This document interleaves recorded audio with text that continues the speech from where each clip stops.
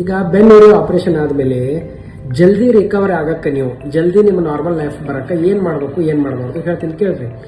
ನೀವು ಯಾವಾಗ ಕುಂದಿರ್ತೀರೋ ಅವಾಗ ಸ್ಟ್ರೇಟ್ ಆಗಿ ಕುಂದಿರ್ಬೇಕು, ಹಿಂಗೆ ಬಗ್ಗಿ ಕುಂದಿರಬಾರ್ದು. ಮತ್ತು ನಿಮಗೆ ಆಪರೇಷನ್ ಆದಲ್ಲಿ ಮತ್ತೆ ಒತ್ತಡ ಬಿದ್ದು ಪ್ರಾಬ್ಲಮ್ ಆಗೋ ಚಾನ್ಸಸ್ ಇರ್ತೈತಿ.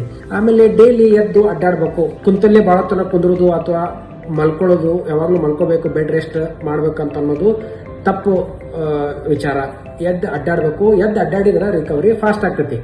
ಮಲ್ಕೋಬೇಕಾರ ನಾರ್ಮಲ್ ಸರ್ಫೇಸ್ ನ ಮಲ್ಕೋಬೇಕು. ತೀರಾ ಹಾರ್ಡ್ ಸರ್ಫೇಸ್ ಕಲ್ ಮೇಲೆ ಮಲ್ಕೋಬೇಕು ಅಂತ ತಪ್ಪು ಕಲ್ಪನೆ ಐತಿ. ಅದು ಅಲ್ಲ, ತೀರಾ ಸಾಫ್ಟ್ ಇರಬಾರ್ದು, ತೀರಾ ಹಾರ್ಡ್ ಇರಬಾರ್ದು. ನಾರ್ಮಲ್ ಸರ್ಫೇಸ್ ಮೇಲೆ ಮಲ್ಕೋಬೇಕು. ಮತ್ತೆ ನೆಲಕ್ಕೆ ಮಲ್ಕೋಬಾರ್ದು. ನೆಲಕ್ಕೆ ಮಲ್ಕೊಳ್ಬೇಕಾರ ನೀವು ಏನ್ ಹೇಳಕ್ ಹೋಗ್ತಿರಲ್ಲ ಅವಾಗ ಮತ್ತೆ ಪ್ರೆಷರ್ ಆಗೋ ಚಾನ್ಸಸ್ ಇರ್ತೈತಿ. ನೆಲಕ್ ಮೇಲೆ ಮಕ್ಕಳೋದಾಗ್ಲಿ, ನೆಲದ ಮೇಲೆ ಕುಂದ್ರೋದಾಗ್ಲಿ ಮಾಡಬಾರ್ದು ಆಪರೇಷನ್ ಆದ್ಮೇಲೆ. ಇವನ್ ನೀವು ಟಾಯ್ಲೆಟಿಗೆ ಹೋಗಬೇಕಾರ ವೆಸ್ಟರ್ನ್ ಟಾಯ್ಲೆಟ್ ಯೂಸ್ ಮಾಡಬೇಕು, ಇಂಡಿಯನ್ ಟಾಯ್ಲೆಟ್ ಯೂಸ್ ಮಾಡಬಾರ್ದು. ಇದೆಲ್ಲ ಒಂದು 4 ವಾರದ ಮಟ್ಟ ಅಷ್ಟ.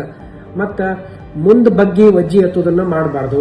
ಈಗ ಟ್ರಾವೆಲ್ ಮಾಡೋದು ಅಂತಂದ್ರೆ ಒಬ್ಬೊಬ್ರದ್ದು ಟ್ರಾವೆಲಿಂಗ್ ಇದೇನಿರ್ತೈತಿ, ಕೆಲಸ ಇರ್ತೈತಿ, ದೂರ ಕಡೆ ಹೋಗೋದು. ಏನಂತೀವಿ, ಸ್ವಲ್ಪ ಶಾರ್ಟ್ ಡಿಸ್ಟೆನ್ಸ್ ಟ್ರಾವೆಲ್ ಮಾಡ್ಬೋದು. Long distance travel first 4 weeks avoid ಮಾಡಬೇಕು.